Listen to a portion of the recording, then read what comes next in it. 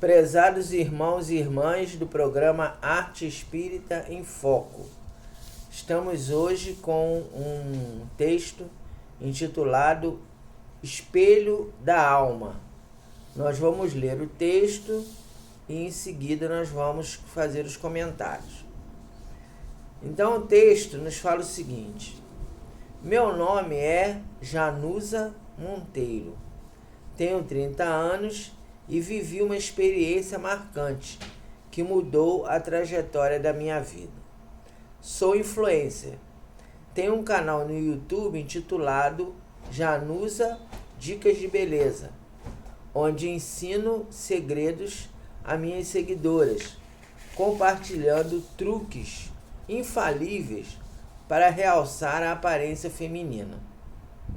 Apesar do número significativo de visualizações, conheci um homem chamado Moicano Hernandes, que durante algum tempo mudou minhas perspectivas pessoais.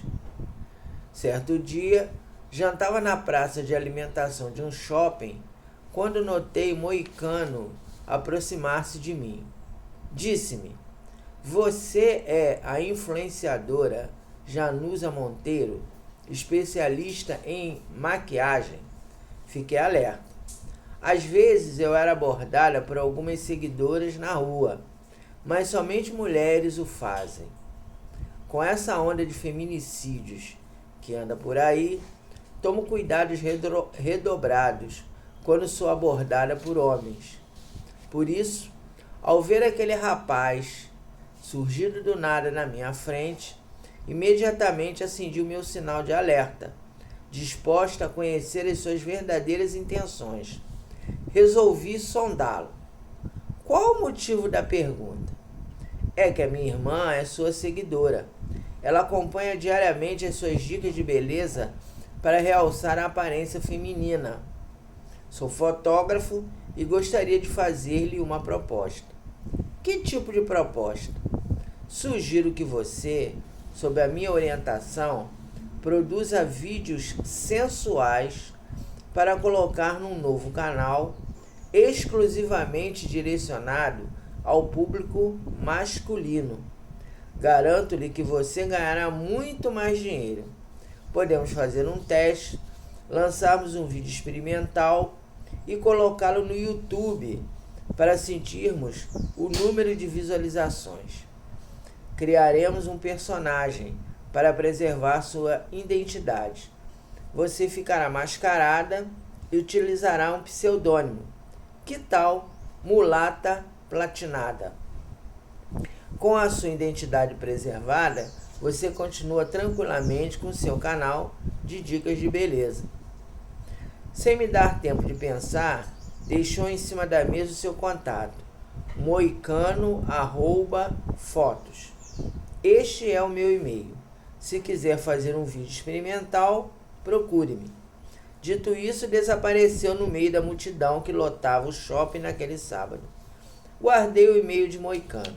A prudência dizia-me que aquela proposta era arriscada demais, mas um acontecimento indesejado me lançou em rumos inesperados. Na segunda-feira, recebi uma preocupante mensagem pelo WhatsApp. Compareça imediatamente à sua agência bancária. Obedeci. Ao chegar na agência, fui encaminhada à presença do gerente. Dona Janusa, quero avisá-la que, se a senhora não quitar a sua dívida conosco, seu apartamento será leiloado. A senhora pediu-nos um empréstimo para comprá-lo, mas os juros avolumam-se e a senhora não consegue pagá-los. Repito, a senhora tem um mês para zerar as suas dívidas conosco. Caso contrário, seu imóvel será nosso. Saí arrasada do banco. Reconheci que coloquei meu chapéu num local fora do meu alcance. E por que agi daquela forma impensada? Porque nunca conformei-me com vidinha medíocre de classe média baixa. Sou adepta de uma vida de ostentação. Fugi da vidinha pequena da cidade do interior. Meu pai é um pequeno agricultor da cidade de Romerito, uma cidade situada no interior de Minas. Tenho uma penca de irmãos, sou a filha do meio. Pois quando completei 16 anos, dei a Deus aquela vidinha previsível de cidade interiorana e mudei-me para o Rio de Janeiro. Tenho uma prima que mora na cidade maravilhosa. Quando eu cheguei aqui no Rio, ela incentivou-me a seguir a carreira de modelo profissional. Chegada recentemente ao Rio, fiz testes e consegui trabalhar numa agência especializada de modelos, transitando durante algum tempo no competitivo mundo da alta costura, dentro da bolha do planeta fashion. A minha ascendência afro e as curvas exuberantes do meu corpo abriram-me portas. Eu fiquei tão badalada que coloquei os meus seios no seguro.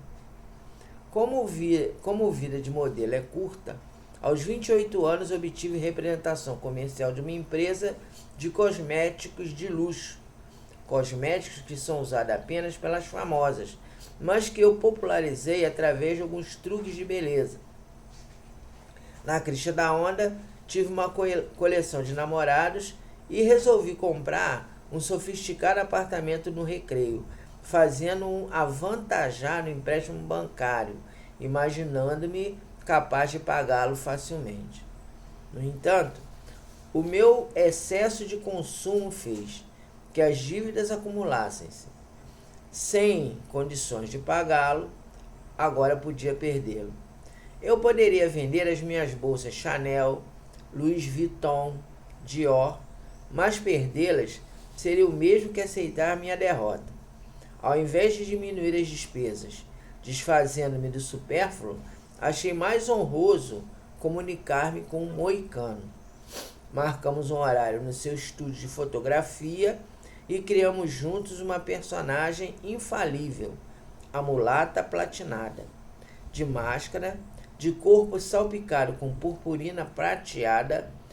Trajei um biquíni curtíssimo, criando uma coreografia sensual, na qual as curvas exuberantes do meu corpo eram realçadas, além de expor a rigidez dos meus seios, utilizando decotes avantajados.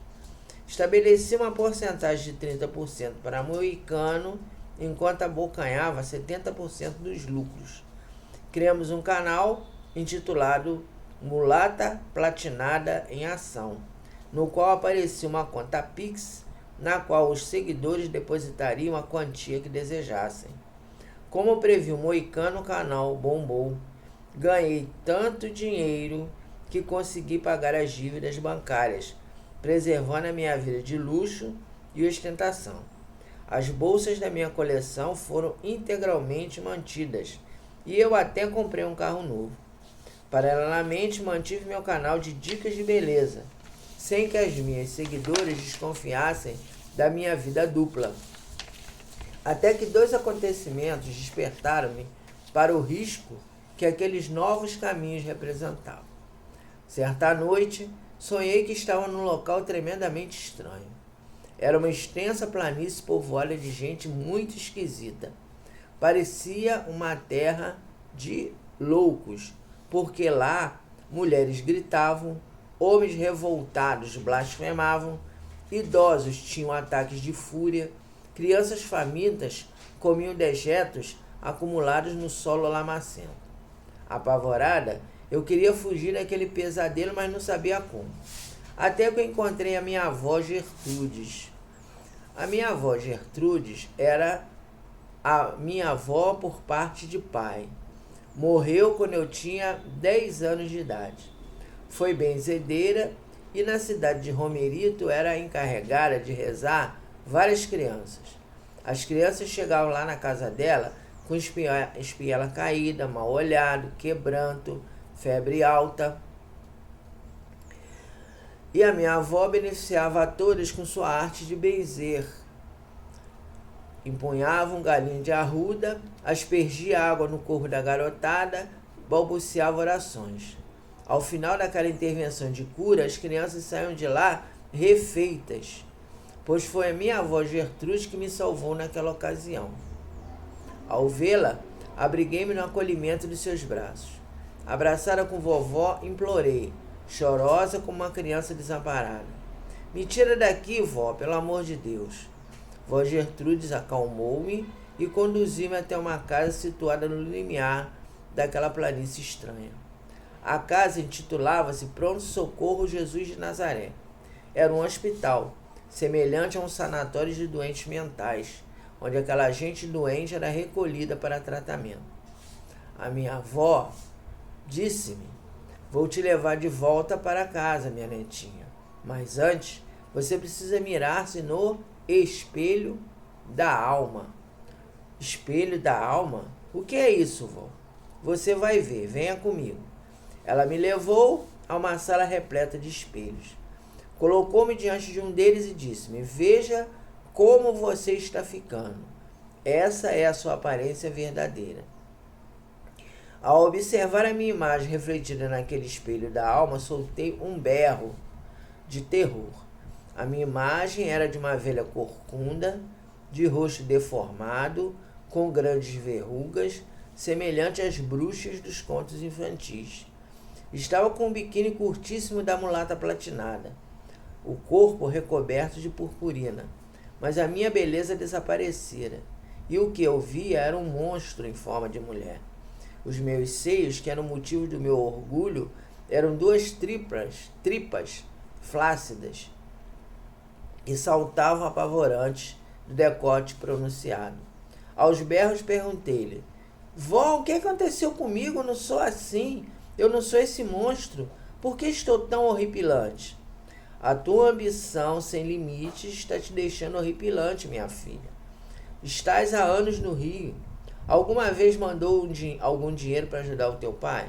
Alguma vez pensou em como estão os seus irmãos? Já pensaste na tua mãe, que morre de saudades porque você desapareceu e nunca enviou uma palavra sequer de afeição? Além disso, já pensaste nos homens que enlouquecem de desejo por tua causa? Que esquecem suas esposas para deliciarem-se com os vídeos do teu canal?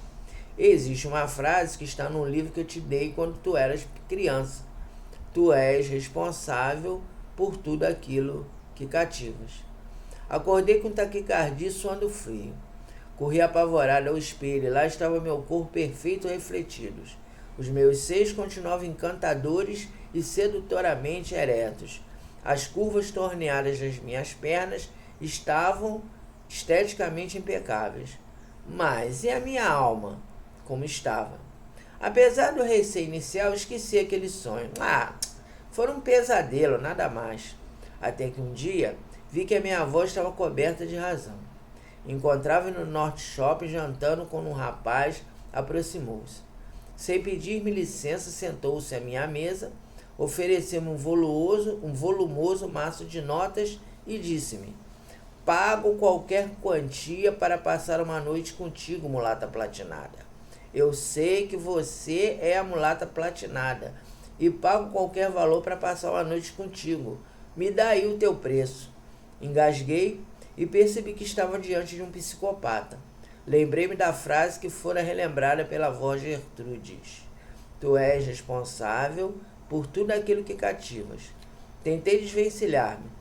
Não, o senhor está enganado, o senhor está me confundindo com outra pessoa. Eu nem sei quem é essa mulata platinada. Sabe sim. Não adianta tentar me enganar porque eu sou um hacker. E eu rastreei a sua conta no YouTube descobrindo a sua verdadeira identidade. É você sim. Eu tenho certeza que é você, não adianta me enganar. Quando ele viu que eu ia gritar, pedindo ajuda, mostrou-me uma pistola que estava na sua cintura.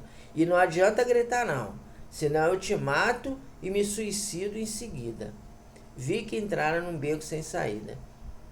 Desesperada, peguei uma faca e enfiei-a na perna do sujeito. Levantei-me e saí correndo. Mancando, ele veio atrás de mim tentando alcançar-me. Consegui pegar um táxi e dirigi-me à rodoviária Novo Rio. Comprei uma passagem para Belo Horizonte, da capital voltei para Romerito. Da capital mineira, voltei para Romerito. Escondi-me no banheiro feminino da rodoviária, até o momento do embarque, porque o rapaz, manquejando, procurava-me com um olhar desvairado por todos os lados. No instante do embarque, corri até o ônibus, entrei rapidamente no veículo e avisei ao motorista que estava sendo perseguida por um stalker. Se ele entrasse no ônibus, eu gritaria. O motorista acalmou-me e eu entrei no ônibus, ficando quietinha lá dentro. Lá fora, o rapaz andava de um lado para o outro procurando-me. Dei graças a Deus quando finalmente o veículo saiu da rodoviária. Hoje, faz um mês que estou de volta à minha cidade natal, Romerito. Decidi recomeçar do zero, sair definitivamente das redes sociais. Se voltasse ativa, o stalker me procuraria novamente e eu seria perseguida. Então, meus amigos, meus amigos e minhas irmãs, este é o texto dessa ocasião. Então, o que a gente pode tirar aqui de reflexão? Logicamente que a gente não vai ficar aqui fazendo o discurso moralista, condenando as pessoas que usam as redes sociais para colocar vídeo, colocar alguma coisa. Mas nós temos que fazer algumas reflexões em relação ao excesso de ostentação que algumas pessoas adotam. Então, tem algumas pessoas que não se conformam com uma vida comum.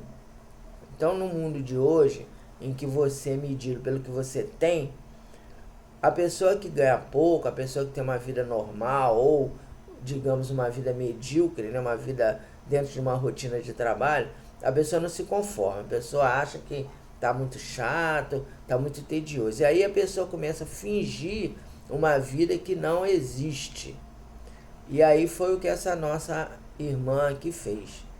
Ela era modelo profissional, já tinha ganho muito dinheiro, mas ela não se contentava com o dinheiro que tinha. Ela estava, inclusive, pelo que está relatado aqui no subliminar, ela estava se dando bem com um canal de dicas de beleza. Então ela poderia comprar um apartamento médio, né? Um apartamento que ela pudesse pagar, mas não. Ela quis botar, como ela disse aqui no texto, botar o chapéu onde ela não alcança. Ou seja, ela não se conformava de ser uma pessoa comum, de ter uma vida comum. Ela queria ter uma vida de ostentação. E isso é um dos males da nossa sociedade. A nossa sociedade, ela vive esse mal de você querer aparência e não se importar com a essência. Então, essa é a primeira reflexão que a gente queria fazer com vocês. E volto a repetir, eu não estou aqui condenando a pessoa que está colocando seus vídeos na rede social, mostrando o seu dia a dia, o seu cotidiano. A questão são os exageros, a questão são os desequilíbrios, a questão são às vezes os personagens que a pessoa cria para esse momento. A outra coisa é o seguinte, né? A gente sabe que, claro, que uma mulher bonita, ela pode usar a sua beleza para conseguir recursos. Então, se você é modelo, se você é uma pessoa muito bonita, é lógico que você pode usar a beleza como uma forma de trabalho, mas evitando um caminho no qual... Peraí, tá passando um avião aqui. Deixa o avião passar. Hoje eu tô gravando em casa. Aí de vez em quando vocês vão ouvir uns barulhos aí. Então tá passando um avião aqui, eu vou deixar passar. Então voltando. Então a pessoa que logicamente é bonita, que tem o corpo como uma forma de trabalho, de ganhar dinheiro, através de ser modelo, através de fazer um esporte, enfim, tem pessoas que têm o corpo como instrumento de trabalho, ok? Tudo bem. A questão é, não exagere, não utilize o seu corpo de forma indevida para criar pensamentos desequilibrados nas pessoas. A gente sabe que hoje tem muitos homens que são pedófilos, que são stalkers. O que é o stalker? Stalker é alguém que cisma com alguém e fica perseguindo aquela pessoa sem ter um motivo próprio. A pessoa às vezes nem conhece o outro e olha lá na rede social a vida daquela pessoa, começa a perseguir a pessoa. Isso é um stalker, é uma pessoa que tem um desequilíbrio. E tá cheio na internet. Assim como tá cheio de pedófilo. Assim como tá cheio de pessoas que têm taras. Né? A pessoa vê ali uma mulher muito bonita na internet, a pessoa com aquela tara e vai querer perseguir, vai querer estuprar aquela pessoa. A gente sabe que hoje também o grande número de estupros às vezes nascem, não são todos, lógico, mas às vezes a pessoa que fica vendo o vídeo vê uma determinada pessoa e a pessoa tem um desequilíbrio e aí cisma e fala assim, eu vou estuprar aquela mulher ali que ela é muito bonita. Então nós temos, as mulheres e os homens também, tem que ter cuidado com a exibição de seus corpos. Então essa frase, tu é responsável por tudo aquilo que cativas, é uma frase tirada do livro O Pequeno Príncipe de Saint-Exupéry, que é o quê? Quando nós fazemos alguma coisa de mensagem, de exibição física, algum tipo de comunicação, algum tipo de compartilhamento, nós somos responsáveis pelas ideias que estamos propagando. Então, uma mulher que usa o seu corpo de forma sedutora para fazer canal masculino, em algum momento pode dar problema, como foi o que aconteceu com essa nossa irmã.